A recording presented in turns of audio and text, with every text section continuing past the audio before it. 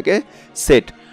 অর্থাৎ বলা হচ্ছে কি যে বাস্তব জীবন বা চিন্তা জগতের কোনো বস্তুর সমাবেশ, সেটাকে বলা হচ্ছে সেট। যেমন আমি বলতে পারি যে একটা ক্লাসের মধ্যে নবম শ্রেণীর স্টুডেন্টরা আছে, সেটা একটা সেট হতে পারে, দশম শ্রেণীর স্টুডেন্টরা একটা সেট হতে পারে, একটা স্কুলের শিক্ষার্থীরা টোটালটা একটা সেট হতে পারে।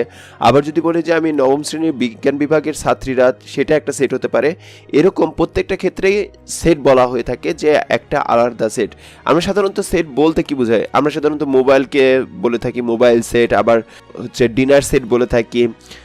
তো এইগুলোতেও একটা জিনিস দেখতে পাই যে মোবাইল সেট বলতে বোঝা হচ্ছে যে একটা একই রকমের অনেকগুলো সেট, সেটাকে বলা হচ্ছে মোবাইল সেট। ডিনার সেট ওই একই সেটের মধ্যে যা কিছু থাকতেছে সেগুলো, অর্থাৎ একটা সেটের মধ্যে অনেক কিছু থাকার, এটাকে বলা হচ্ছে ডিনার সেট। সো সেই রকমই যে বাস্তব বা চিন্তা জগতের যে সুসংজ্ঞায়িত বস্তু সমাবেশ বা সংগ্রহ, সেটাকে আমাদের বলা হচ্ছে সেট। সেট প্রকাশের পদ্ধতি। সেট প্রকাশের পদ্ধতি হচ্ছে দুই রকমের, দুইভাবে সেটকে আমরা প্রকাশ করতে পারি। এক হচ্ছে তালিকা পদ্ধতি বা রোস্টার মেথড, বা এটাকে আরেকটা নাম বলা হয়ে থাকে টেবুলার মেথড। আর দ্বিতীয়ত হচ্ছে সেট গঠন পদ্ধতি বা সেট বিল্ডার মেথড। এখন তালিকা পদ্ধতি বলতে কি বোঝায়? এই পদ্ধতিতে সেটের সকল উপাদানগুলো সুনির্দিষ্ট উল্লেখ করে দ্বিতীয় বন্ধনী এর মধ্যে আবদ্ধ করা হয়, এবং একাধিক উপাদান থাকলে কমা ব্যবহার করে উপাদানগুলোকে আলাদা করা হয়ে থাকে। যেমন আমরা বলতে পারি যে এ এর সেট হচ্ছে এ বি, বি এর সেট 2 4 6, এভাবে সি নিলয় তিশা শুভ্রা। অর্থাৎ এরকম যে কোনো নামকে আমরা যদি ব্র্যাকেটের মাধ্যমে এভাবে প্রকাশ করি সেকেন্ড ব্র্যাকেটের মধ্যে, এবং সেই তালিকাগুলোকে আমরা যদি কমা দিয়ে থাকি, তাহলে এটাকে বলা হচ্ছে তালিকা পদ্ধতিতে প্রকাশ। আর দ্বিতীয়ত হচ্ছে সেট গঠন পদ্ধতিতে প্রকাশ বলতে কি বোঝায়? যেমন আমি একটা ক্লাসের মধ্যে তালিকা পদ্ধতির জন্য যেমন বলতে পারি যে একটা ক্লাসের মধ্যে আমি বললাম যে এই ক্লাসের বিজ্ঞান বিভাগের 3টা মেয়ে, রিদি, মারুফা, আনিকা। তাহলে এই 3টা মেয়ের কথা আমি বলতে পারি। তো তাহলে এই 3টা নাম যখন আমরা বলবো, তখন সেটা হয়ে যাবে শুধুমাত্র তাদের নাম, অর্থাৎ তালিকা পদ্ধতিতে প্রকাশ। কিন্তু এদেরকে তো আমি বলতে পারতাম যে অমুক স্কুলের বা এক্স স্কুলের জন্য নবম শ্রেণীর বিজ্ঞান বিভাগের প্রথম 3জন মেয়ে। তো তাহলে সেইটা হতো সেট গঠন পদ্ধতি। অর্থাৎ সেট গঠন পদ্ধতিটা হবে যে সকল উপাদানকে সুনির্দিষ্টভাবে উল্লেখ না করে উপাদান নির্ধারণের মাধ্যমে সাধারণ ধর্মের উল্লেখ করা হয়ে থাকে। যেমন আমি বলে থাকি যে সাধারণ স্বাভাবিক বিজোড় সংখ্যা হতে পারে, নবম শ্রেণীর প্রথম 5জন শিক্ষার্থীর নাম হতে পারে। এরকমভাবে প্রত্যেকটাকে আলাদা আলাদাভাবে করা যায়। সেট প্রকাশের পদ্ধতি হচ্ছে দুই রকমের, তালিকা পদ্ধতি এবং সেট গঠন পদ্ধতি। তালিকা পদ্ধতিতে সাধারণত সবগুলো নাম থাকবে, কমা দিয়ে সেগুলোকে বিস্তার করা হয়ে থাকে। আর সেট গঠন পদ্ধতিতে স্বাভাবিকভাবে সেই সুনির্দিষ্টভাবে নামটাকে উল্লেখ করা হয় না, কিন্তু একটা ইঙ্গিত বা সাধারণ ধর্ম দেওয়া থেকে যে এইগুলোকেই নিতে হবে। যে স্বাভাবিকভাবে সকল বিজোড় সংখ্যা যেমন হতে পারে 1 3 5 7 এভাবে।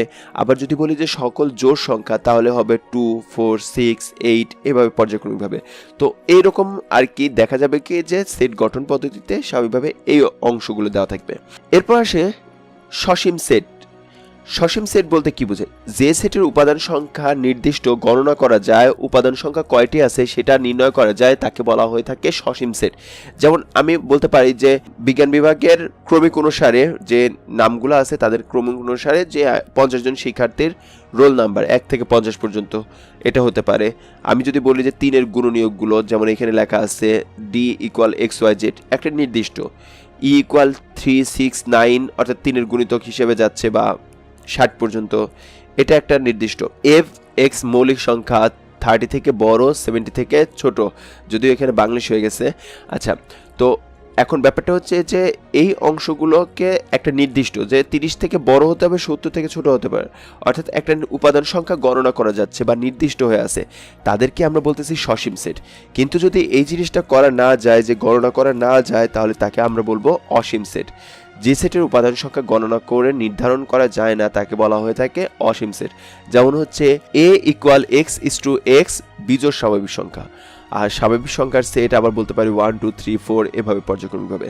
তাহলে বিজোড় স্বাভাবিক সংখ্যাগুলোকে, সকল বিজোড় স্বাভাবিক সংখ্যাগুলোকে নিলাম, আবার স্বাভাবিক সংখ্যার সেটকে নিলাম, অর্থাৎ পৃথিবীতে যত বিজোড় সংখ্যা আছে সবগুলো a এর সেট। তার মানে এটা হচ্ছে ইনফিনিটি পর্যন্ত চলতে থাকবে। আবার সকল স্বাভাবিক সংখ্যাকে আমরা n দ্বারা প্রকাশ করতেছি, n ইকুয়াল 1 2 3 4 এভাবে পর্যায়ক্রমিকভাবে চলতেছে। তো তার মানে সকল স্বাভাবিক সংখ্যার সেট হিসেবে, তার মানে এটাও তো ইনফিনিটি। সো এই সংখ্যাগুলোকে বলা হয়ে থাকে অসীম সেট। ফাঁকা সেট বলতে কি বোঝায়? আমি যদি এখন ক্লাসে গিয়ে বললাম যে হলিক্রস স্কুলে গিয়ে বললাম যে এখান থেকে বিজ্ঞান বিভাগের একজন ছেলেকে ডেকে নিয়ে আসেন, আসলে ওখান থেকে কোনো স্কুল টিচারেরও ক্ষমতা নেই যে অন্তত বিজ্ঞান বিভাগের একটি ছেলেকে নিয়ে আসবে, কারণটা হচ্ছে ওটা মেয়েদের স্কুল। বিজ্ঞান অনুষদে গেলে পরে যাওয়ার পরেও যদি বলা হয় যে বিজ্ঞান বিভাগের একটা ছেলেকে ডেকে নিয়ে আসেন, তাহলেও সেখানে সম্ভব না, কেননা সেটা হচ্ছে মেয়েদের স্কুল, গার্লস স্কুল। তো তার মানে এখানে বিজ্ঞান অনুষদে নবম শ্রেণীর বিজ্ঞান বিভাগের একজন ছেলে পাওয়ার সম্ভাবনা কি? 0।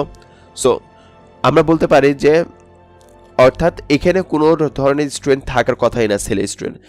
তার মানে হচ্ছে সেটা হচ্ছে ফাঁকা সেট। যেমন আমি এখানে উদাহরণ হিসেবে দিচ্ছি হলিক্রস স্কুলের 3 জন ছাত্রের সেট, এটা কি ফাঁকা সেট, কেননা সেখানে মেয়েরা পড়ে। আবার আরেকটা উদাহরণ দেওয়া আছে যে x element of natural number 10 থেকে বড় 11 থেকে ছোট, তাহলে ন্যাচারাল নাম্বার বলতে বোঝায় হচ্ছে 1 2 3 4 5 6, অবশ্যই দশমিক সংখ্যা নয়। কিন্তু 10 থেকে বড় এবং 11 থেকে ছোট কোনো ন্যাচারাল নাম্বার স্বাভাবিক সংখ্যা নেই। তার মানে এখানে এটার সেটটাও হচ্ছে ফাঁকা সেট। পরেরটা বলা আছে x element of N, x মৌলিক সংখ্যা, এক্স 23 থেকে বড় এবং 29 থেকে ছোট। একটু খেয়াল করলেই দেখতে পাবেন যে 23 থেকে বড় এবং 29 থেকে ছোট কোনো মৌলিক সংখ্যাই নেই। তার মানে এটাও হবে হচ্ছে ফাঁকা সেট। ফাঁকা সেটকে সাধারণত শূন্যকে এভাবে কেটে দিয়ে লেখা হয়ে থাকে, অথবা দুইটি ফাঁকা সেকেন্ড ব্র্যাকেট দিয়েও লেখা হয়ে থাকে। এরপর সে ভেন চিত্র। ভেন চিত্র বলতে কি বোঝায়? ভেন চিত্র, ভেন ডায়াগ্রাম, জন ভেন, যিনি জন্মগ্রহণ করেছেন 1834 সালে এবং মৃত্যুবরণ করেন 1883 সালে, চিত্রের সাহায্যে সেট প্রকাশ করার রীতি প্রবর্তন করেন। এতে বিবেচনাধীন সেটগুলোকে সমতলে অবস্থিত বিভিন্ন আকারের জ্যামিতিক চিত্র, যেমন আয়তাকার ক্ষেত্র, বৃত্তাকার ক্ষেত্র এবং ত্রিভুজাকার ক্ষেত্র ব্যবহার করা হয়। জন ভেনের নাম অনুসারে চিত্রগুলো ভেন চিত্র নামে পরিচিত হয়ে থাকে। এরপর সে উপসেট বা সাবসেট বলা হয়ে থাকে। এ এর উপাদান যদি এ এবং বি হয়ে থাকে একটি সেট, এ সেটের উপাদান সংখ্যা এ বি সেটগুলো গঠন করা যায়। আবার কোনো উপাদান না নিয়ে ফাঁকা সেটও গঠন করা হয়ে থাকে, অর্থাৎ কোনো সেটকে যে সেটের উপাদানগুলো থাকে সেই উপাদানগুলোকে যত উপায়ে লেখা হয় সেটাকেই বলা হয়ে থাকে তার সাবসেট বা উপসেট। এখানে গঠিত এ বি এবং ফাঁকা সেট প্রত্যেকটি হচ্ছে এ সেটের উপসেট।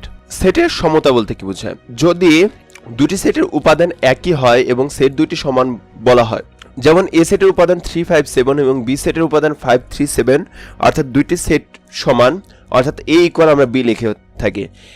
এ ইকুয়াল বি লেখার জন্য শর্তটা হচ্ছে অবশ্যই এ সাবসেট অফ বি হবে এবং বি সাবসেট অফ এ হবে, অর্থাৎ এ এর উপাদান সকল উপাদানগুলো বি এর মধ্যে থাকতে হবে, আবার বি এর সকল উপাদানগুলো এ এর মধ্যে থাকতে হবে, তবেই আমরা একে সেটের সমতা বলে থাকবো। সেটের অন্তর, মনে করি এ এর মান হচ্ছে 1 2 3 4 5 এবং বি এর মান 3 5। সেট এ থেকে সেট বি এর উপাদানগুলোকে যদি বাদ দিয়ে যে সেটটি তৈরি করা হয়ে থাকে তাকে বলা হয় সেটের অন্তর। এখন সেটের অন্তরটাকে স্বাভাবিকভাবে বাই চিহ্ন, অর্থাৎ একটা যেটাকে আমরা সাধারণত ম্যাথমেটিক্যাল ভাষাতে ডিভাইডেড বলে থাকি, সেই অংশটাকে এখানে বাই হিসেবে ব্যবহার করা হয়, অথবা এ মাইনাস বি এভাবে লেখা হয়ে থাকে। বাদ দেওয়ার ক্ষেত্রে একটা জিনিস খেয়াল রাখতে হবে যে আমরা এই ক্ষেত্রে একটু ভুল করে থাকি, যে যেমন হচ্ছে 1 2 3 4 5 থেকে 3 5 বিয়োগ করা আছে, তো তাহলে 3 5 বিয়োগ করলে শুধুমাত্র 3 এবং 5 বাদ যাবে। এখন এখানে যদি 3 5 6 দেওয়া থাকতো তাহলে কি করতাম? তাহলেও শুধুমাত্র ওই 3 এবং 5 বাদ যেত। এখানে ব্যাপারটা হচ্ছে যে এরকম যে আপনি কারো কাছ থেকে 3টা আপেল নিয়ে আসছেন, কিন্তু আপনার কাছে পরবর্তীতে দেখলেন যে 2টা আপেল আছে এবং 2টা কমলা আছে, তাহলে আপনি আপনার ঋণ পরিশোধ করতে গিয়ে 2টা শুধুমাত্র আপেলই দিতে পারবেন, 3টা আপেল দিতে পারবেন না, বা আপেলের পরিবর্তে আপনি কমলা দিলেও স্বাভাবিকভাবে সেই ঋণটা শোধ হচ্ছে না। সো ব্যাপারটা হচ্ছে যে সে একটা আপেল পাইতেই থাকবে, সেটা বড় কথা না। বড় কথাটা হচ্ছে যে আপনি কি দিয়েছেন সেটা বাদ গিয়ে আপনার কাছে এখন কি আছে, তার মানে আপনার কাছে এখন শুধু কমলা আছে, তাহলে সেই অংশটাই হচ্ছে সেটের অন্তরের উত্তরটা হবে। এরপরে কোনো সেট থেকে যদি অন্য কোনো সেটকে বাদ দিলে যে সেট গঠিত হয় তাকে বলা হয় বাদ সেট। সার্বিক সেট বা ইউনিভার্সাল সেট বলতে কি বোঝায়? ইউনিভার্সাল সেট বলতে বোঝায় হচ্ছে যে এ এর উপাদান এবং বি এর উপাদান যদি থাকে, তাহলে একটা সেটের উপাদান যদি আর একটা সেটের মধ্যে থাকে, বা তাহলে আলোচনা সংশ্লিষ্ট সকল সেট একটি নির্দিষ্ট সেটের যদি উপসেট হয়ে থাকে, তাহলে সেটাকে বলা হয়ে থাকে সার্বিক সেট।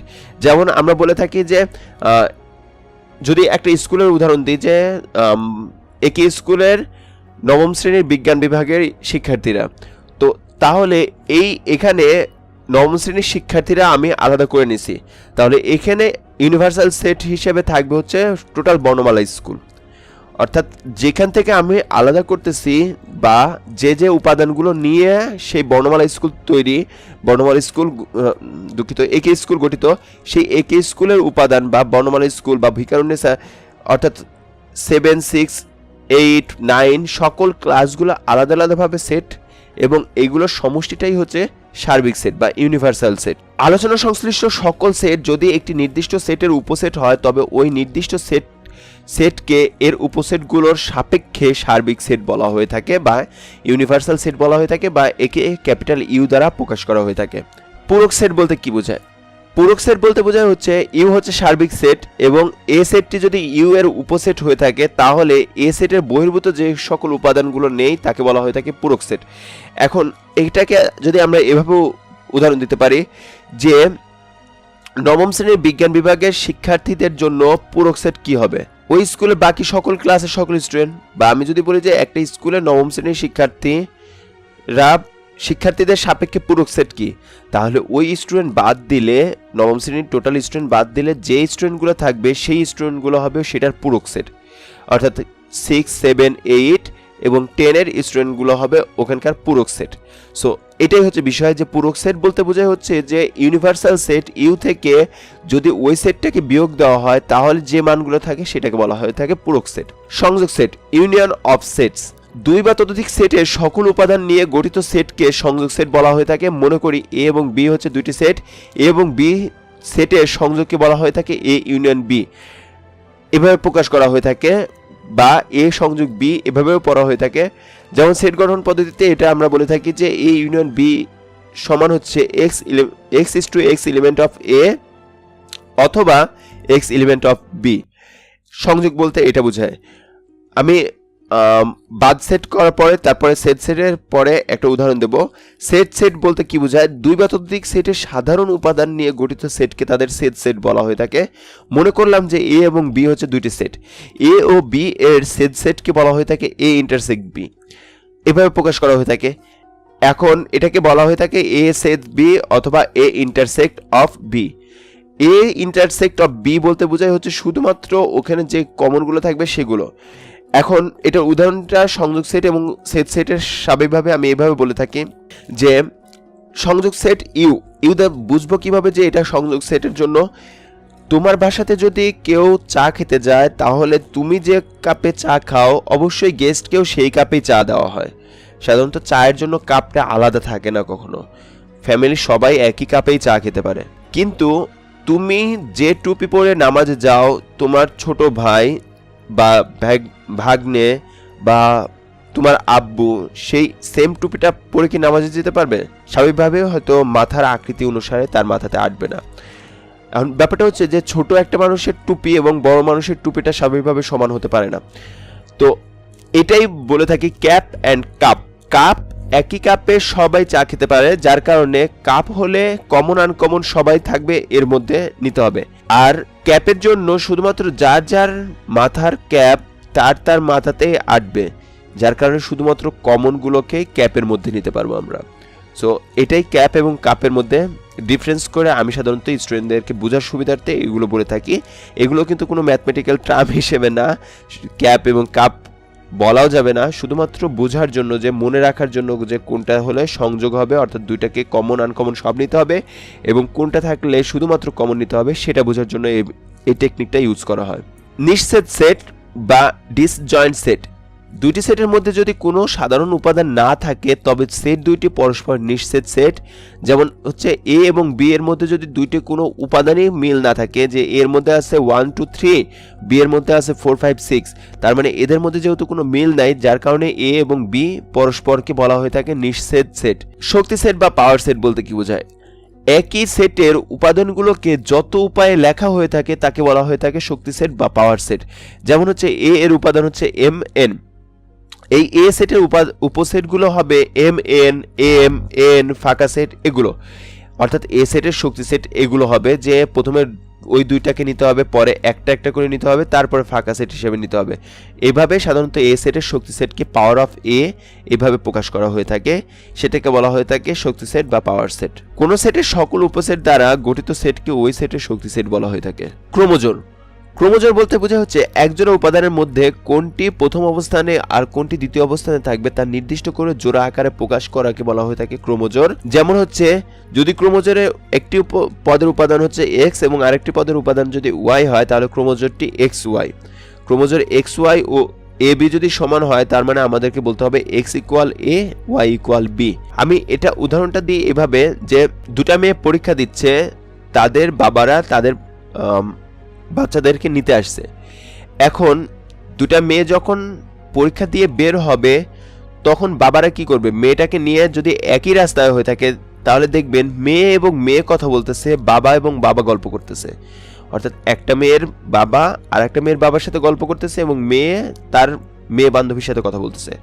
অর্থাৎ এক্স এর উপাদান এক্সকেই চিনে নিছে, এক্স প্রথম যেটা আছে সেটাকে চিনে নিছে এক্স, আবার পরের যে অংশটা পরের অংশটাকে চিনে নিছে।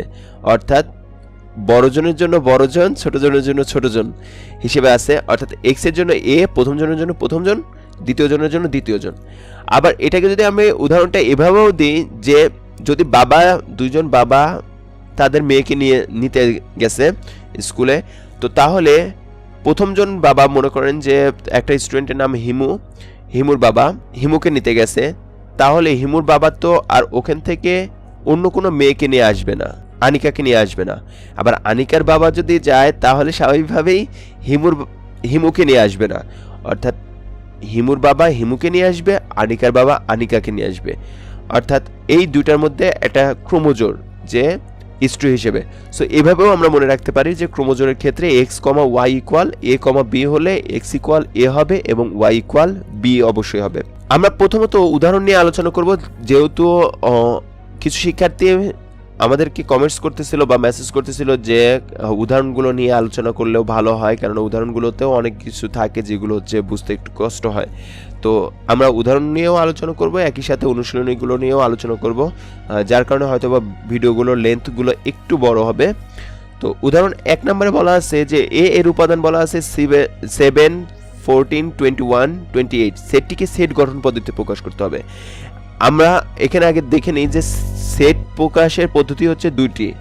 এক হচ্ছে তালিকা পদ্ধতি, যেটা দেওয়া আছে এটা হচ্ছে তালিকা পদ্ধতি। প্রকাশ করতে হবে সেট গঠন পদ্ধতিতে। সেট গঠন পদ্ধতি বলতে কি বোঝায়, যে সংক্ষেপে ওই কথাটার অর্থটা বলতে হবে।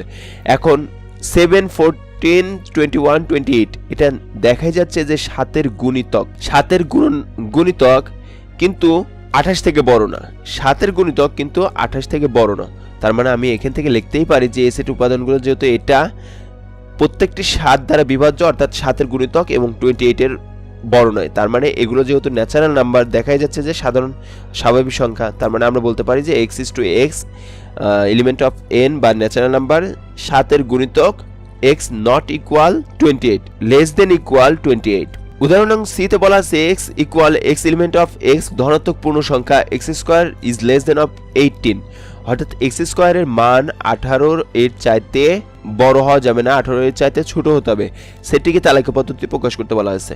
তো তাহলে আমরা এখানে বলতে পারি যে x এর মান বিভিন্ন ধনাত্মক যেহেতু পূর্ণ সংখ্যা বলছে, আমরা কত দূর পর্যন্ত ধনাত্মক পূর্ণ সংখ্যা নিতে পারি। x এর মান 2 হলে 2 দুগুণে 4, 18 এর চাইতে ছোট। x এর মান 4 হলে 4 4 16, 18 এর চাইতে ছোট। x এর মান যদি 6 হয় তাহলে আমি আর নিতে পারতেছি না, কেননা 6কে স্কয়ার করলে 36 হয়, যেটা 18 এর চাইতে বড়। তার মানে আমরা বলতে পারি যে ধনাত্মক পূর্ণ সংখ্যা যেহেতু বলছে, যার কারণে 1, 2, 3, 4, 5 এগুলো পর্যায়ক্রমিকভাবে চলবে। অর্থাৎ 6 এর উপরে আর যাবে না, কেননা 5 এর উপরে যাবে না, 5কে স্কয়ার করলে 25 হয়, যার কারণে সেটা হচ্ছে 18 এর চাইতে বড় হয়ে যায়। তাহলে ধনাত্মক পূর্ণ সংখ্যা হিসেবে x ইকুয়াল যদি 1 হয় তাহলে x square equal 1 is less than of 18। x equal 2 হলে x স্কয়ার ইকুয়াল 2 স্কয়ার মানে 4, x ইকুয়াল 3 হলে x স্কয়ার ইকুয়াল 3 স্কয়ার মানে 9, x ইকুয়াল 4 হলে 4 স্কয়ার ইকুয়াল 16, x ইকুয়াল 5 হলে x স্কয়ার ইকুয়াল 5 স্কয়ার বা 25, যা হচ্ছে 18 এর চাইতে বড়। তার মানে আমরা শুধুমাত্র 1 থেকে 4 পর্যন্ত নিতে পারবো। অর্থাৎ শর্ত অনুসারে গ্রহণযোগ্য ধনাত্মক পূর্ণ সংখ্যাগুলো হবে 1, 2, 3, 4। তাহলে নির্ণেয় সেট সি ইকুয়াল হবে 1 2 3 4। পরের উদাহরণটাতে বলা আছে, উদাহরণ 13 নং বলা আছে যে সকল স্বাভাবিক সংখ্যা দ্বারা 311 এবং 419কে ভাগ করলে প্রতি ক্ষেত্রে 23 অবশিষ্ট থাকে তাদের সেট নির্ণয় করতে হবে। একটা বিষয় হচ্ছে যে এখানে একটু খেয়াল করতে হবে প্রশ্নের দিকে, যে 23 অবশিষ্ট থাকবে, তার মানে কি যে সংখ্যা দ্বারা ভাগ করব সেই সংখ্যাটা অবশ্যই 23-এর চাইতে বড় হতে হবে। যদি 23-এর চাইতে বড় না হতো তার মানে অবশ্যই 23 অবশিষ্ট থাকতো না, আরো কম অবশিষ্ট থাকতো। তার মানে যে সংখ্যা দ্বারা ভাগ করব অবশ্যই হবে 23-এর চাইতে বড়। আর দ্বিতীয়টা হচ্ছে যে সকল স্বাভাবিক সংখ্যা দ্বারা 311কে ভাগ করলে 23 অবশিষ্ট থাকবে, তার মানে কি 23 যেহেতু অবশিষ্ট থাকবে, 23 বাদ দিলে যে সংখ্যাটা পাওয়া যায় সেই সংখ্যার গুণনীয়কগুলোই হবে ওই সংখ্যাগুলো। যেমন যে স্বাভাবিক সংখ্যা দ্বারা 311 এবং 419কে ভাগ করলে প্রতি ক্ষেত্রে 23 অবশিষ্ট থাকে, সেই সংখ্যা হবে 23 অপেক্ষা অবশ্যই বড়, এবং সেই সংখ্যাগুলো হবে 311 - 23 অর্থাৎ 288 এবং 419 থেকে 23 বিয়োগ করে 396 এর সাধারণ গুণনীয়কগুলো। তাহলে আমরা দেখে নিই যে 288 এর সাধারণ গুণনীয়কগুলো কি কি আছে। 23 অপেক্ষা বড় 288 এর গুণনীয়ক সমূহকে আমরা এ সেট ধরি এবং 396 এর গুণনীয়ক সমূহের সেটকে আমরা বি ধরি। তো তাহলে 288 সমান আমরা এইভাবে লিখতে পারি 1 × 288, 2 × 144, 3 × 96, 4 × 72, 6 × 48, 8 × 36, 9 × 32, 12 × 24, 16 × 18। এখন ব্যাপারটা হচ্ছে যে এখানে স্টুডেন্টরা সাধারণ প্রশ্ন করে, স্যার এটা কিভাবে বুঝবো যে 288 এর গুণনীয়ক সমূহ কি কি হবে? প্রথমত ক্যালকুলেটরে এটা ইউজ করতে হবে যে 1 দ্বারা তো ওকে ভাগ করা যাচ্ছে, জোড় সংখ্যা হলে 2 দ্বারা ভাগ করা যাবে, জোড় সংখ্যা না হলে পারে সরাসরি 3-এ 2 দ্বারা ভাগ করে দেখতে হবে যে কত হয়, তাহলে 144 হয়, তার মানে 2 × 144 এটা অ্যান্সার। আবার 3 দ্বারা ভাগ করে দেখতে হবে, 4 দ্বারা ভাগ করে দেখতে হবে, এইভাবে কত পর্যন্ত দেখতে হবে? এমন ভাগ পর্যন্ত যে রাশি শেষে গিয়ে আবার পরবর্তী রাশিটা শুরু হয়। যেমন এখানে 16 শেষ হয়েছে, এখন পরবর্তীতে আমাকে অবশ্যই দেখতে হবে 17 দ্বারা ভাগ করা যায় কিনা। তারপর আর দেখার প্রয়োজন নাই, কেননা এরপরে যে সংখ্যাগুলো দ্বারা ভাগ যেত সেই সংখ্যাগুলো অটোমেটিক্যালি এখানে চলে আসছে, 18 24 এগুলো অটোমেটিক্যালি চলে আসছে, যার কারণে অবশ্যই 17 পর্যন্ত দেখতে হবে। যার কারণে এ সেটকে আমরা এখন বলতে পারি 24, অর্থাৎ 23 থেকে বড় হচ্ছে 24 থেকে নিতে হবে কত দূর পর্যন্ত, 24 থেকে 288 পর্যন্ত নিতে পারি। এখন 396 এর গুণনীয়ক সমূহ কিভাবে পাই? 1 × 396, 2 × 198, 3 × 132, 4 × 99, 5 দ্বারা যায় না, 6 দ্বারা 6 × 66, 9 দ্বারা যায় 9 × 44, তারপরে 11 × 36, এভাবে পর্যায়ক্রমিকভাবে প্রত্যেকটা অংশটা হয়ে থাকে। তাহলে 12 × 33, 18 × 22, তারপরে আমাদেরকে চেক করতে হবে 19, 20, 21 দ্বারা ভাগ যায় কিনা। তাহলে 396 এর সেটগুলো হবে যে 23 অপেক্ষা বড় আছে হচ্ছে 33 থেকে শুরু করে 396 পর্যন্ত। তাহলে বি ইকুয়াল হবে 33, 36, 44, 66, 99, 132, 198, 396। তাহলে এই দুইটাকে যদি আমরা সেট করি, যেহেতু বলছে যে এদের সেট নির্ণয় করতে বলছে, সেট নির্ণয় করতে হবে, তাহলে এই অংশটা কমন, এই অংশটা দুইটার মধ্যে শুধুমাত্র একটা জায়গাতেই কমন পাই, সেটা হচ্ছে 36-এ। তার মানে 36ই হবে এই প্রশ্নের উত্তর, নির্ণয় সেট 36। উদাহরণ 15-তে বলা আছে যে 100 জন শিক্ষার্থীর মধ্যে কোনো পরীক্ষাতে যদি 88 জন বাংলায়, 80 জন গণিতে, 70 জন উভয় বিষয়ে পাশ করে, তাহলে ভেনচিত্রের সাহায্যে তথ্যগুলোকে প্রকাশ করতে হবে এবং কতজন শিক্ষার্থী উভয় বিষয়ে ফেল করছে তা নির্ণয় করতে হবে। এখন ব্যাপারটা হচ্ছে যে ভেনচিত্রের আয়তাকার ক্ষেত্রের 100 জন শিক্ষার্থীর সেট ধরে ইউ বা ইউনিভার্সাল সেট, বাংলা এবং গণিতে পাশ করার শিক্ষার্থীদেরকে আমরা ধরে নিতে পারি যে বি এবং এম দ্বারা নির্দেশ করে। ফলে ভেনচিত্রটি 4টি নিশ্চিত সেটে পূর্ণ করা যায়, যাদেরকে পি, কিউ, আর, এস দ্বারা প্রকাশ করা হয়ে থাকে, এফ না হয়ে এস হবে। এখন শুধু উভয় বিষয়ে পাশ শিক্ষার্থীদের Q equal B intersect of M, যার সদস্য সংখ্যা 70, পি হচ্ছে শুধু বাংলায় পাশ শিক্ষার্থীদের সেট, যার সদস্য সংখ্যা 88 - 70, তাহলে 18, আর হচ্ছে শুধু গণিতে পাশ শিক্ষার্থীদের সেট, যার সদস্য সংখ্যা হবে 80 - 70 = 10। P union of Q union of R হবে অন্তত একটা বিষয়ে পাশকৃত শিক্ষার্থী, তার মানে তিনটাকে যদি যোগ করি 18 + 10 + 70 = 98, তার মানে অন্তত একটা বিষয়ে পাশ করছে এতজন শিক্ষার্থী। তার মানে এখন বের করতে হবে যে কতজন শিক্ষার্থী উভয় বিষয়ে ফেল করছে। তাহলে অন্তত একজন পাস করছে 98 জন, তার মানে ফেল করছে 100 থেকে 98 বিয়োগ করলে 2 জন। চিত্র আকারে আমরা এভাবে দিয়ে রাখবো সাধারণত। এই হচ্ছে ভেন চিত্রের মাধ্যমে দেখানো। অনুশীলনীর যে প্রশ্নগুলো সমাধান করতে বলা আছে, অনুশীলনী 2.1 এর সমাধানগুলোর মধ্যে নিচে সেটগুলোকে তালিকা পদ্ধতিতে প্রকাশ করতে হবে। এক হচ্ছে x element of n natural number x square is greater than of 9 এবং x cube is less than of 130। তাহলে বলা আছে যে x square is greater than of 9, তার মানে আমরা যদি 3ও নিই তাহলে 3কে স্কয়ার করলে 9 হয়, যেটা হচ্ছে 9 এর সমান, যার কারণে গ্রেটার দেন হচ্ছে না, তার মানে এটাকে আমরা নিতে পারতেছি না। আর এক্স কিউব যদি আমরা লেস দেন হচ্ছে 130 হতে হবে, 5কে কিউব করি তাহলে 125 এই পর্যন্ত নিতে পারতেছি, কিন্তু 6কে কিউব করলে পারে এটা আর নিতে পারতেছি না। সো আমরা অঙ্কটা যেভাবে করব সেটা হচ্ছে স্বাভাবিক সংখ্যার সেট হচ্ছে n = 1 2 3 এভাবে পর্যায়ক্রমিকভাবে। যেহেতু n বলা আছে x এলিমেন্ট অফ n, এখানে যদি z বলা থাকতো তাহলে আমাদেরকে মাইনাস মানটাও নিতে হতো। যেহেতু এখানে বলা আছে যে x এলিমেন্ট অফ n অর্থাৎ ন্যাচারাল নাম্বার স্বাভাবিক সংখ্যা বোঝায়, তাহলে n = 1 2 3 এভাবে। এখানে x ইকুয়াল যদি 1 হয় তাহলে x স্কয়ার ইকুয়াল 1 স্কয়ার, তার মানে equal 1, not greater than of 9, x cube equal হচ্ছে 1 cube equal 1 is less than of 130। কিন্তু দুইটা শর্তকে যেহেতু মেনে নিচ্ছে না, তার মানে আমরা x ইকুয়াল 1 নিতে পারবো না। তো এরপরে আমরা বলতে পারি যে x ইকুয়াল যদি 2 হয় তাহলে 2 square equal 4 not greater than of 9 এবং 2 cube is equal of 8 is less than of 130, যদিও তারপরে আমরা এটা নিতে পারতেছি না কেননা দুইটা শর্তকে এটা মেনে নেয় না। x ইকুয়াল যদি 3 হয় তাহলে 3 স্কয়ার মানে 9, 9 not greater than of 9 equal 9 but not greater than 9, এবং 3 কে যদি কিউব করা হয় তাহলে 27 আসে, যেটা লেস দেন অফ 130। এই অংশটাকে মেনে নিচ্ছে, কিন্তু তারপর আমরা নিতে পারবো না কেননা প্রথম শর্তটাকে মেনে নেয় নাই। x ইকুয়াল 4 হলে x স্কয়ার ইকুয়াল 4 স্কয়ার মানে হচ্ছে 16, 16 ইজ গ্রেটার দেন অফ 9 শর্তটাকে মেনে নেয়। 4 কে কিউব করলে 64 ইজ লেস দেন অফ 130, এটাও শর্তটাকে মেনে নিচ্ছে, তার মানে আমরা x ইকুয়াল 4 কে নিতে পারি। এরপরে x ইকুয়াল যদি আমরা 5 বলি তাহলে 5 হলে x স্কয়ার ইকুয়াল 5 স্কয়ার মানে 25, 25 ইজ গ্রেটার দেন অফ 9, তার মানে 5 কিউব হচ্ছে 125, অবশ্যই লেস দেন অফ 130, 130 এর চাইতে ছোট, তার মানে x এর মান আমরা 5ও নিতে পারতেছি। x ইকুয়াল যদি 6 হয় তাহলে x স্কয়ার ইকুয়াল 6 স্কয়ার মানে হচ্ছে 36, 36 is greater than of 9, x cube equal হচ্ছে 6 কিউব মানে হচ্ছে 216 নট লেস দেন অফ 130, তার মানে এটাকেও আমরা আর নিতে পারতেছি না। তার মানে এখান থেকে এরপরে যত সংখ্যাই নিই না কেন সেটা 130 এর চাইতে বড় হবে, যার কারণে সেই সংখ্যাগুলোকে আমরা নিতে পারবো না। যার কারণে আমরা এখানে বলতে পারি যে x এর মান 4 এবং 5 হবে, শর্ত অনুসারে গ্রহণযোগ্য, যদিও দুঃখিত গ্রহণযোগ্য হয়েছে, গ্রহণযোগ্য সংখ্যাসমূহ হবে 4 এবং 5। নিচের সেটগুলোকে তালিকা পদ্ধতিতে প্রকাশ করতে হবে।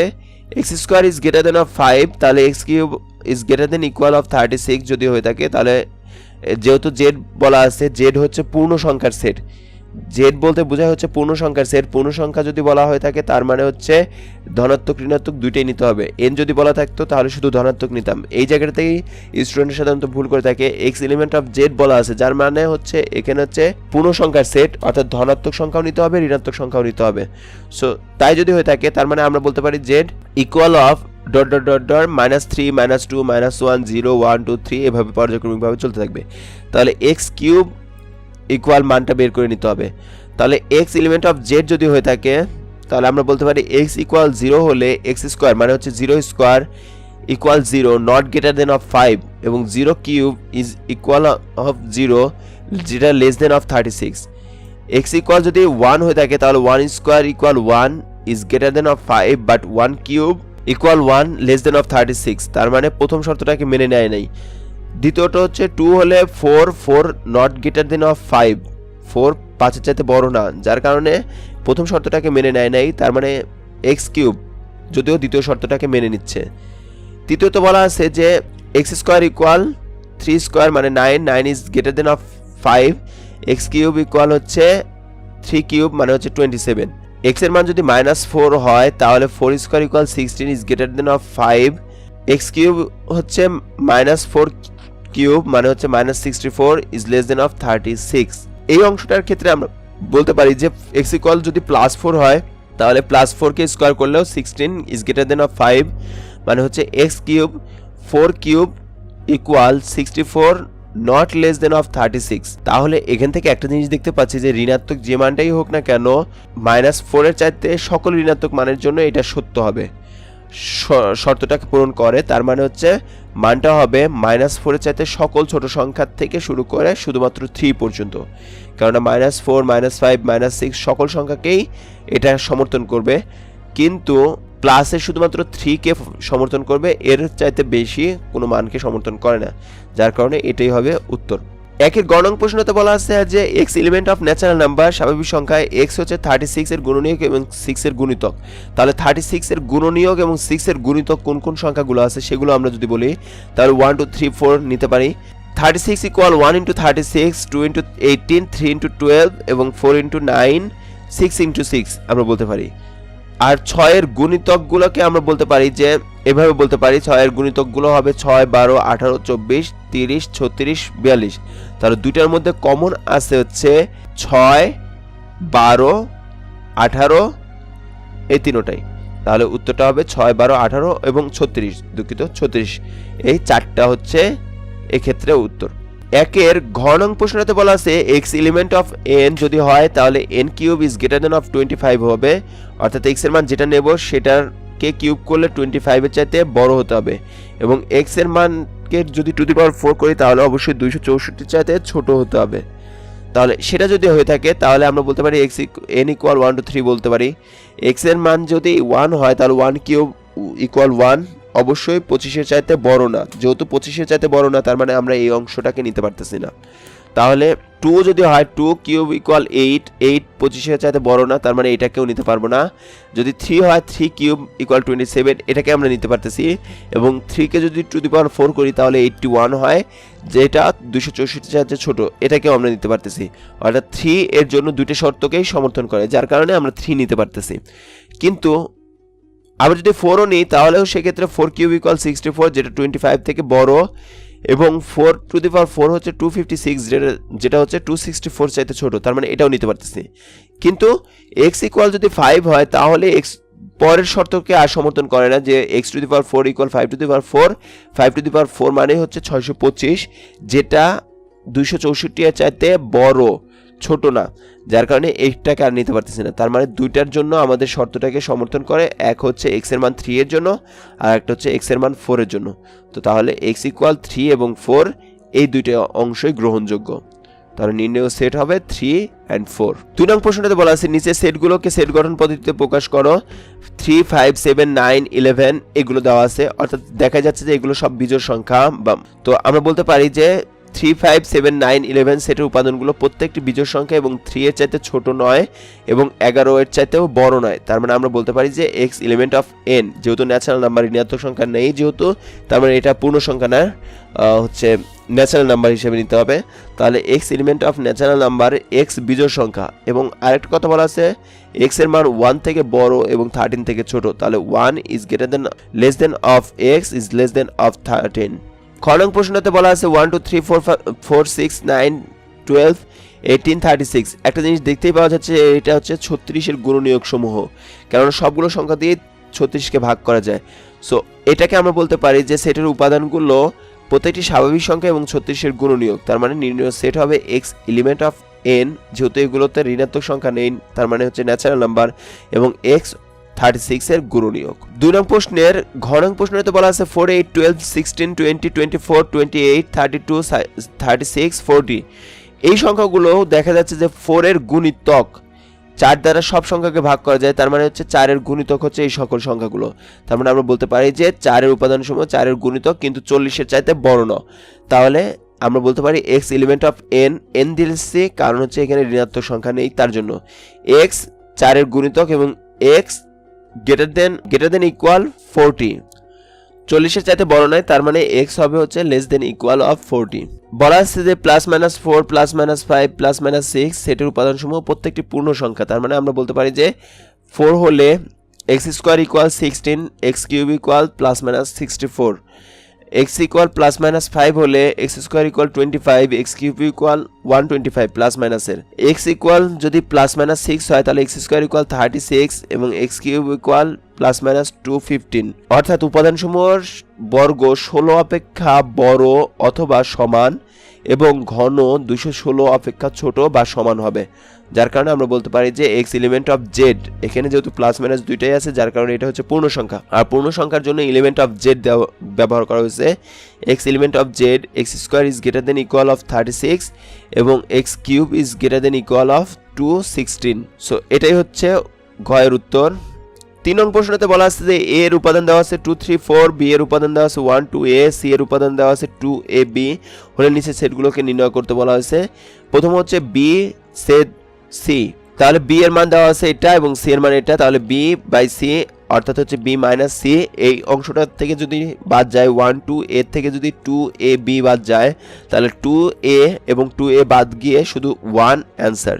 ঠিক তেমনি ভাবে খ নং প্রশ্নতে বলা আছে যে a ইউনিয়ন b, যেটা হচ্ছে কাপ দেওয়া আছে, কাপের জন্য কমন আনকমন সবকিছুকেই নিতে হবে, তাহলে 2 3 4 ইউনিয়ন অফ 1 2 a, যদি তাই হয়ে থাকে a ইউনিয়ন b এর মান আসবে 1 2 3 4 a, এটাই হচ্ছে অ্যান্সার। 3 এর গ নং প্রশ্নতে বলা আছে a ইন্টারসেক্ট অফ c, অর্থাৎ ক্যাপ দেওয়া আছে, ক্যাপ দেওয়া থাকলে শুধুমাত্র কমন গুলো নিতে হবে, তাহলে a ইন্টারসেক্ট c যদি হয়ে থাকে বলতে পারি যে দেওয়া আছে এই মানগুলো, তাহলে a ইন্টারসেক্ট c শুধু কমন দুইটার মধ্যে 2 3 4 এবং 2 ab এর মধ্যে কমন শুধু যায় হচ্ছে 2, তাহলে 2 হবে এটার অ্যান্সার। 4 নং প্রশ্ন যাতে অর্থাৎ 3 এর ঘয়ে বলা আছে a union b intersect c, তাহলে b ইন্টারসেক্ট c কে আগে যদি বের করে নিই তাহলে b intersect c 1 2 a intersect অর্থাৎ ক্যাপ 2 ab, তো তাহলে আমরা বলতে পারি যে এখান থেকে কমন শুধু যায় হচ্ছে 2 a। এখন a এর সাথে ইউনিয়ন করতে হবে, অর্থাৎ a এর সাথে কাপ অবস্থাতে আছে, a এর মান হচ্ছে 2 3 4 কাপ 2a, অর্থাৎ হচ্ছে সংযোগ 2a, তাহলে দুইটা সবকিছু কমন, তাহলে 2 3 4 এবং a এটাকে নিতে হবে। 3 এর 19 নং প্রশ্নতে বলা আছে intersect of b union c এর মান নির্ণয় করতে হবে, তাহলে b ইউনিয়ন c এর মান যদি আগে নির্ণয় করে নিই তাহলে b ইউনিয়ন c অর্থাৎ কাপের জন্য সকল কমন আনকমন সবকিছুই হবে 1 2 a b সবকিছু নিতে হবে, আর যখন a এর সাথে ইন্টারসেক্ট করতে যাব তখন a এর মান হচ্ছে 2 3 4 intersect of b union c এর মান এটা, তাহলে ইন্টারসেক্ট করলে এখান থেকে কমন পাওয়া যায় শুধুমাত্র 2, তাহলে 2ই হবে এই প্রশ্নটার জন্য উত্তর। 4 নং প্রশ্নটাতে বলা আছে যে সার্বিক সেট ইউ ইকুয়াল বা ইউনিভার্সাল সেট ইউ ইকুয়াল 1 থেকে 7 পর্যন্ত, a এর মান হচ্ছে 1 3 5, b এর মান 2 4 6, c এর মান 3 4 5 6 7 হলে নিম্নলিখিত ক্ষেত্রে সত্যতা যাচাই করতে হবে যে a ইউনিয়ন অফ b বার এটা ইকুয়াল হবে b নর ইন্টারসেক্ট অফ b নর, তো তাহলে সেক্ষেত্রে দেওয়া আছে যে মানগুলো সেগুলো লিখে নেব, তাহলে a ইউনিয়ন b ইকুয়াল পাই হচ্ছে কমন আনকমন সব, যেহেতু কাপ আছে যার কারণে আসবে কমন আনকমন 1 2 4 5 6, তো 1 2 4 5 6 এবং যখন আমরা এটাকে নর নেব অর্থাৎ হচ্ছে সার্বিক সেট থেকে এটাকে বিয়োগ করব, এটার পূরক সেট যেটা হবে পূরক চিহ্ন দেওয়া আছে, তার মানে হচ্ছে U minus of a union b, তাহলে a ইউনিয়ন b এর মানটাকে যদি আমরা বিয়োগ করি তাহলে থাকে শুধু 7।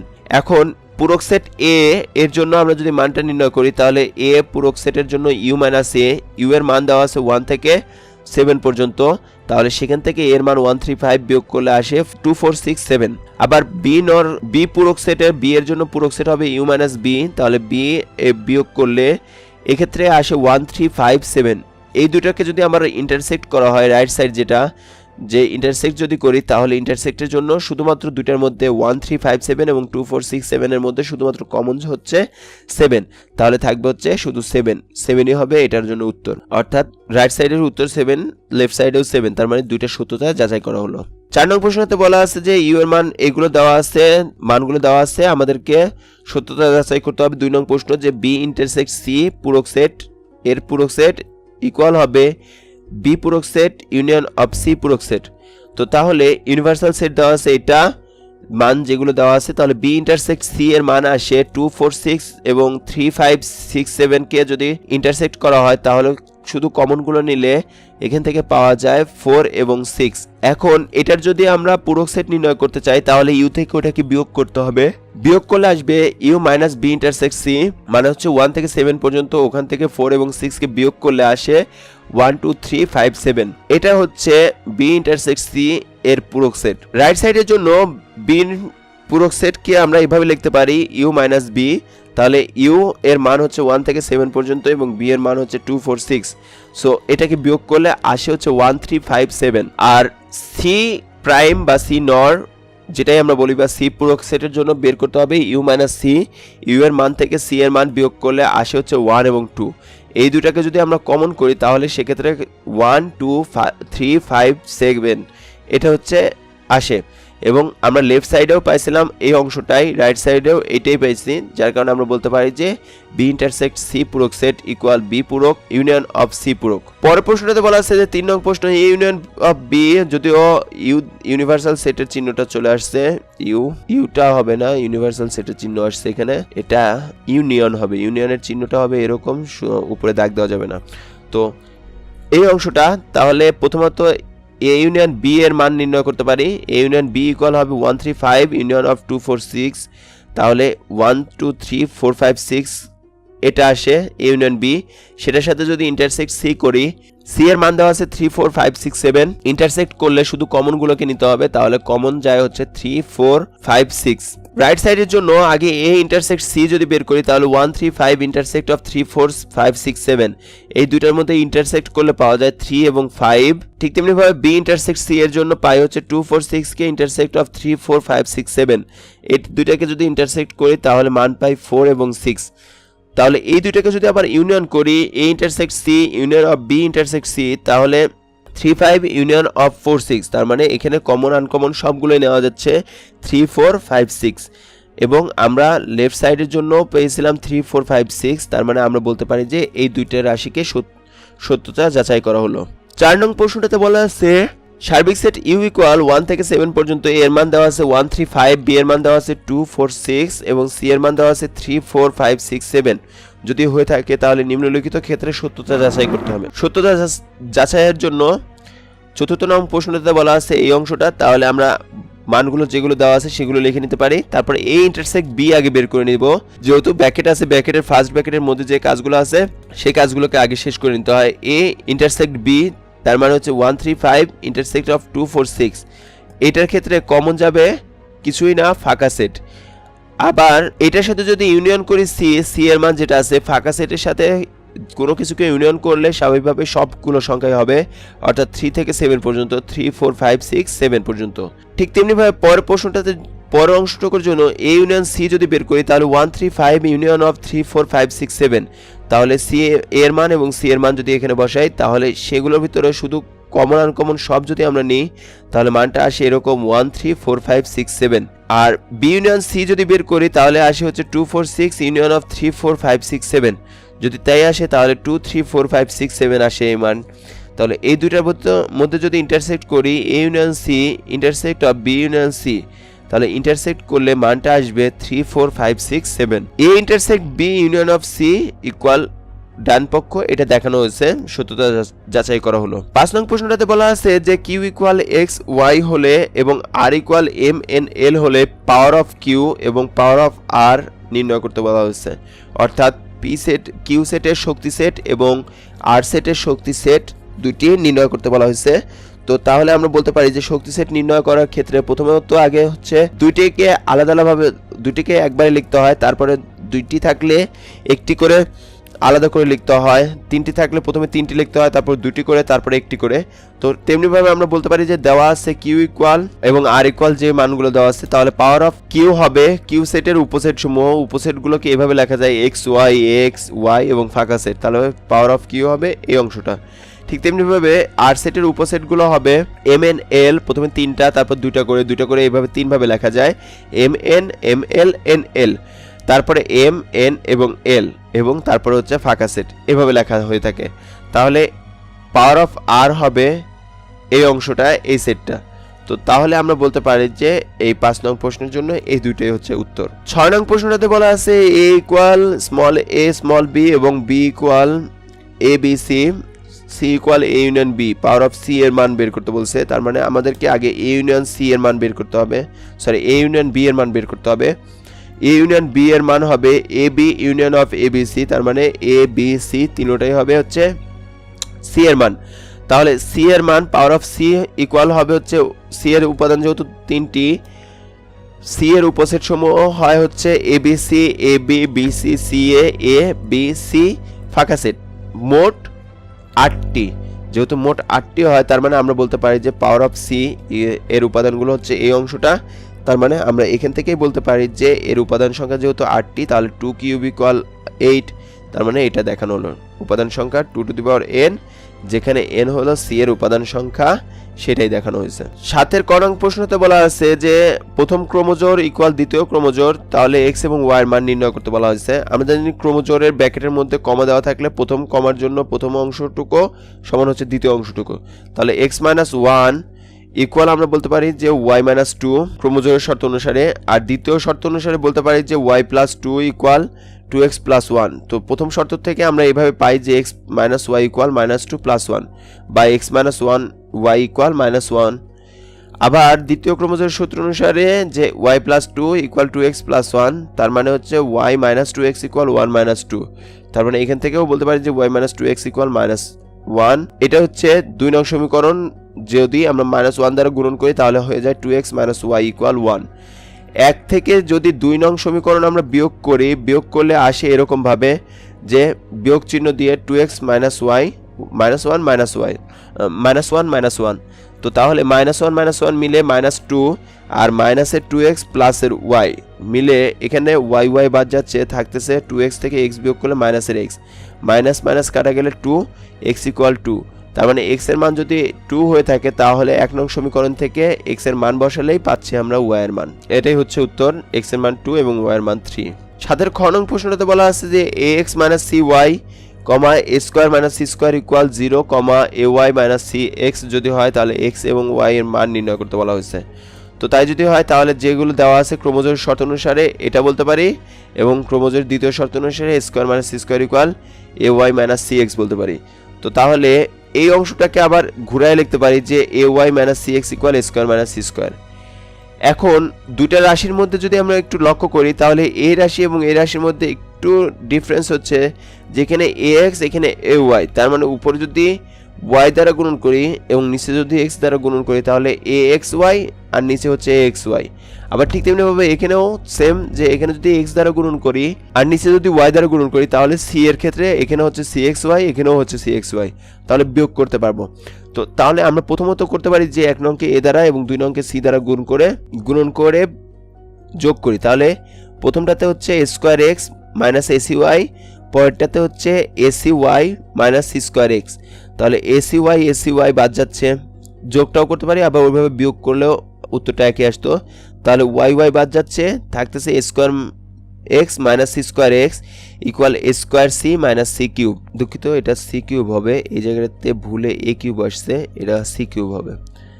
তাহলে এখান থেকে x কমন নিলে a square minus c square equal c common নিলে a square minus c square. উভয় পক্ষে থেকে যদি a square minus c square ভাগ হয়ে যায় তাহলে আমরা পাই x ইকুয়াল c। যদি x ইকুয়াল c হয়ে থাকে তাহলে x এর মান 1 নং সমীকরণে বসিয়ে পাই যে a, c মানে a dot c equal minus cy equal 0। তাহলে ac কে যদি ওই পাশে নিয়ে যাই তাহলে মাইনাস হয়, মাইনাস মাইনাস কাটলে cy ইকুয়াল ac, c বাদ গেলে y ইকুয়াল a, অর্থাৎ x y এর মান আসবে c এবং a, x এর মানের জন্য c এবং y এর মান a। 7 গ নং প্রশ্নতে আরেকটা ক্রোমোজোম দেওয়া আছে, তাহলে ক্রোমোজোমের সূত্র অনুসারে প্রথমটা ইকুয়াল প্রথমটা, দ্বিতীয়টা ইকুয়াল দ্বিতীয়টা। তাহলে দ্বিতীয়টা থেকে কাজ করতে পারি যে 3x + 2y ইকুয়াল 13। তাহলে এখন আমরা বলতে পারি যে প্রথমটাতে যদি 2 দ্বারা গুণন করি এবং 2 এর সাথে যোগ করি তাহলে হয়ে যায় 12x - 2y ইকুয়াল 2, আর নিচেটাতে থাকে 3x + 2y ইকুয়াল 13। তাহলে 2y এবং 2y বাদ যাচ্ছে, 12x এবং 3x যোগ করলে হয় 15x ইকুয়াল হচ্ছে 13 এবং 2 যোগ করলে আসে 15। তাহলে 13 এবং এটা 15x ইকুয়াল হবে 15 ডিভাইড বাই হচ্ছে 15, তার মানে হচ্ছে x এর মান হচ্ছে 1। তাহলে x এর মান যদি 1 হয় তাহলে x এর মান 1 নং সমীকরণে বসালে পাই যে 6 × 1 - y ইকুয়াল 1 বা 6 - y ইকুয়াল 1 বা y ইকুয়াল 5, কেননা 6 বিয়োগ হলে মাইনাসের 5, মাইনাস মাইনাস কাটা গেলে y এর মান হচ্ছে 5 আসে। তার মানে x এবং y এর মান আসবে 1 এবং 5। 8 নং প্রশ্নতে বলা আছে যে p এর মান হচ্ছে a যদি হয়ে থাকে, q এর মান যদি b এবং c হয়ে থাকে তাহলে p ইন্টু কিউ এবং কিউ ইন্টু পি নির্ণয় করতে বলা হয়েছে। গুণনের ক্ষেত্রে অবশ্যই খেয়াল রাখতে হবে যে সংখ্যাগুলোর উপাদানগুলোর কথা আগে বলা আছে তাদেরকে অবশ্যই আগে লিখতে হবে। যেমন হচ্ছে পি বলা আছে আগে, তার মানে পি আগে, এবং পরেরটাতে কিউ আগে বলা আছে, তার মানে কিউ এর উপাদানগুলোকে আগে লিখতে হবে। তাহলে আমরা বলতে পারি যে পি এর মান দেওয়া আছে এটা এবং কিউ এর মান এটা। পি এর মান কিউ এর মান, পি ক্রস কিউ হবে এ ক্রস হচ্ছে বি কমা সি, তাহলে হবে এ বি এবং এ সি। আমরা এখানে কোনো অবস্থাতে এভাবে লিখতে পারবো না বি এ বা সি এ, এভাবে কোনোভাবেই লিখতে পারবো না। আমাদেরকে যেটা অংশটা আগে দেওয়া আছে এই ক্ষেত্রে, শুধুমাত্র গুণনের এই ক্ষেত্রে অবশ্যই সেই অংশগুলোকে সামনে লিখতে হবে, ঠিক আছে। এবং কিউ ইন্টু পি যখন নির্ণয় করব তখন বি সি ইন্টু এ, তার মানে বি এ এবং সি এ, এটাই হবে অ্যান্সার। 8 খ নং প্রশ্নতে বলা আছে যে এর মান দেওয়া আছে 3 4 5, বি এর মান 4 5 6, সি এর মান এক্স ওয়াই যদি হয় তাহলে A intersect B cross of C নির্ণয় করতে বলা হয়েছে। তার মানে আমাদের এখানে দেওয়া আছে যে এর মান হচ্ছে 3 4 5 এবং বি এর মান 4 5 6 যদি হয়ে থাকে তাহলে এ ইন্টারসেক্ট বি এর মান আসবে, প্রথমে এ ইন্টারসেক্ট বি এর মানটা আমাদেরকে নির্ণয় করে নিতে হবে। তাহলে দুইটার মধ্যে শুধু কমন যায়, যেহেতু ক্যাপ আছে শুধুমাত্র কমন, তার মানে 4 5 নিতে পারবো। এর সাথে যদি আমরা সি এর মান গুণন করি, সি এর মান হচ্ছে এক্স ওয়াই, তাহলে প্রথমত 4 দ্বারা উভয় পক্ষকে গুণন করতে হবে, তাহলে হবে 4x 4y, এবং পরবর্তীতে 5 দ্বারা উভয় পক্ষকে গুণন করতে হবে, তাহলে হবে 5x 5y।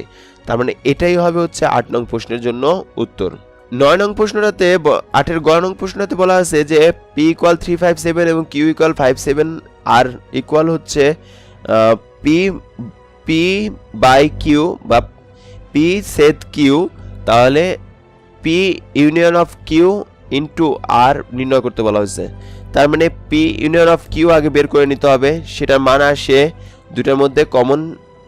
প্রথমত আর যদি বের করে নিই তাহলে সেক্ষেত্রে আর ইকুয়াল হবে হচ্ছে পি বাই কিউ, এখানে বাই চিহ্নটা হবে, তাহলে 3 5 7 মাইনাস 5 7, তাহলে বিয়োগ গেলে থাকে শুধু 3।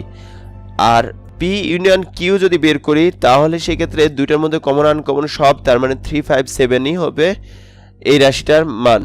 সো এখন প্রদত্ত রাশি হচ্ছে এই অংশটা ইকুয়াল হবে 3 5 7 ইন্টু 3, তাহলে হবে 3 3 5 3 7 3, কেননা প্রত্যেক বেলাতে এই মানগুলো আগে আছে। আবার এখানে কেউ ভুল করে বুদ্ধি খাটিয়ে যে ছোট সংখ্যা আগে লিখবো 3 5 লিখবো এবং 3 7 লিখবো, না, এক্ষেত্রে অবশ্যই অঙ্কটা ভুল হবে।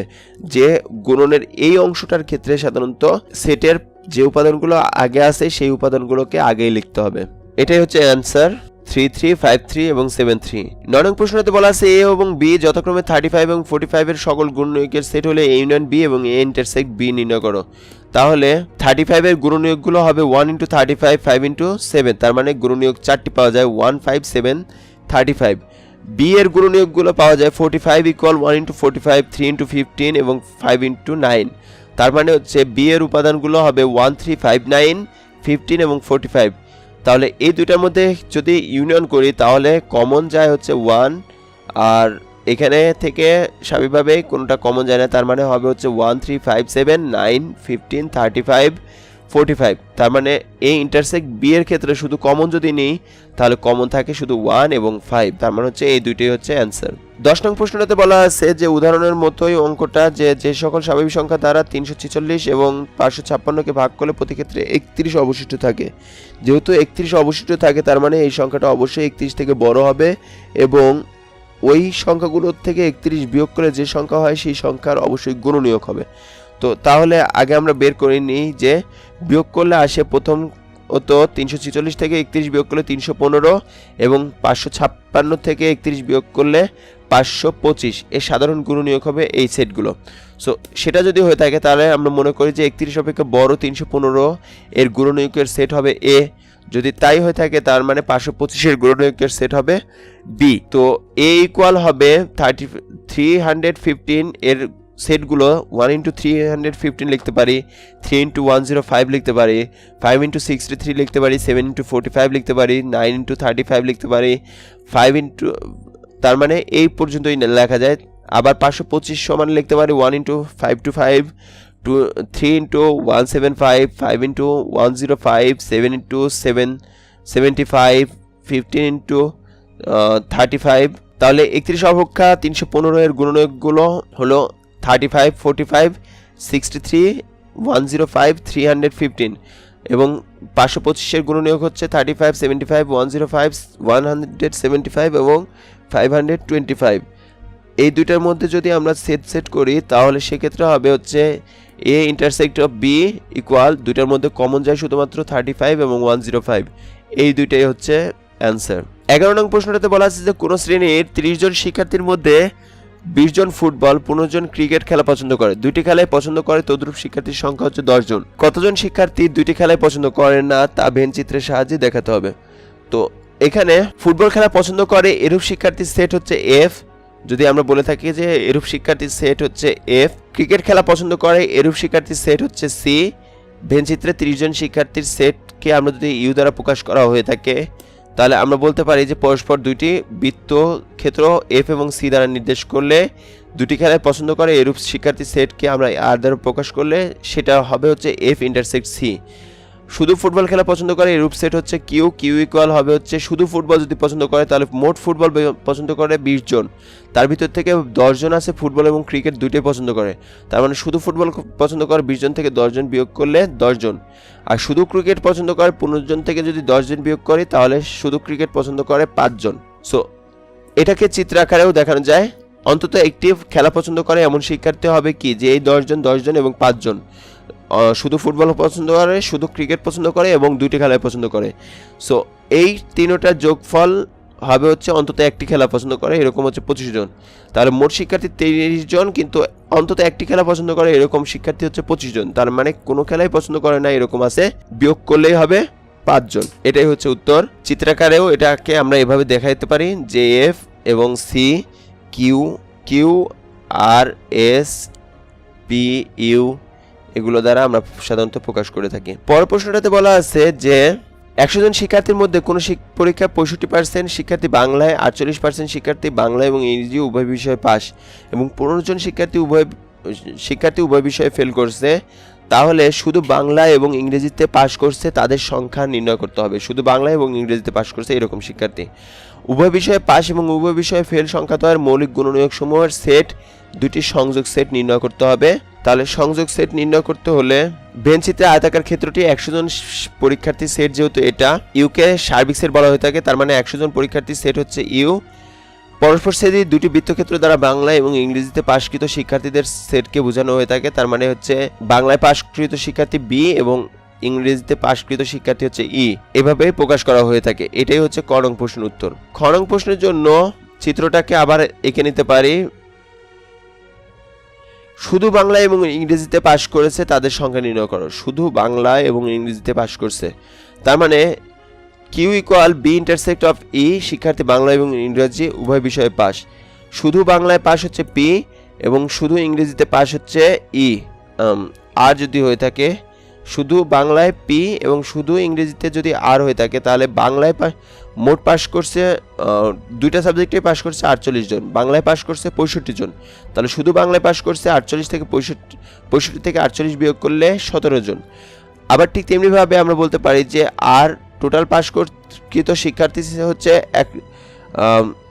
100 জন, যেহেতু 100 জন শিক্ষার্থী তার ভিতর থেকে শুধু বাংলায় পাস করছে 17 জন, 15 জন ফেল করছে আর হচ্ছে 48 জন উভয় বিষয়ে পাস করছে, তার মানে শুধু ইংরেজিতে পাস করছে ওই তিনটাকে বাদ দিলে শুধু ইংরেজিতে পাসকৃত শিক্ষার্থী হবে 100 মাইনাস অফ 17 প্লাস 48 প্লাস 15, এই তিনোটা যোগফলকে যদি 100 দ্বারা বিয়োগ করি তার মানে আসে হচ্ছে 20 জন, তার মানে শুধু ইংরেজিতে পাস করছে এরকম শিক্ষার্থীর সংখ্যা হচ্ছে 20। উভয় বিষয়ে পাস এবং উভয় বিষয়ে ফেল সংখ্যা দ্বয়ের মৌলিক গুণনীয়ক সমূহের দুইটি সংযোগ সেট নির্ণয় করো।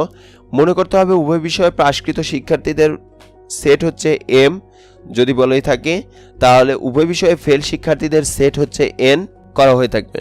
তাহলে উভয় বিষয়ে পাসকৃত শিক্ষার্থী 48 যার মৌলিক গুণনীয়ক হচ্ছে 2, 3, আর উভয় বিষয়ে ফেলকৃত শিক্ষার্থী হচ্ছে 15 যার মৌলিক গুণনীয়ক হচ্ছে 3 এবং 5।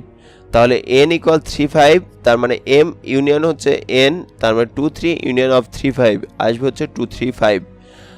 আর এটাই হচ্ছে উত্তর, যেহেতু সংযোগ সেট নির্ণয় করতে বলা হয়েছে।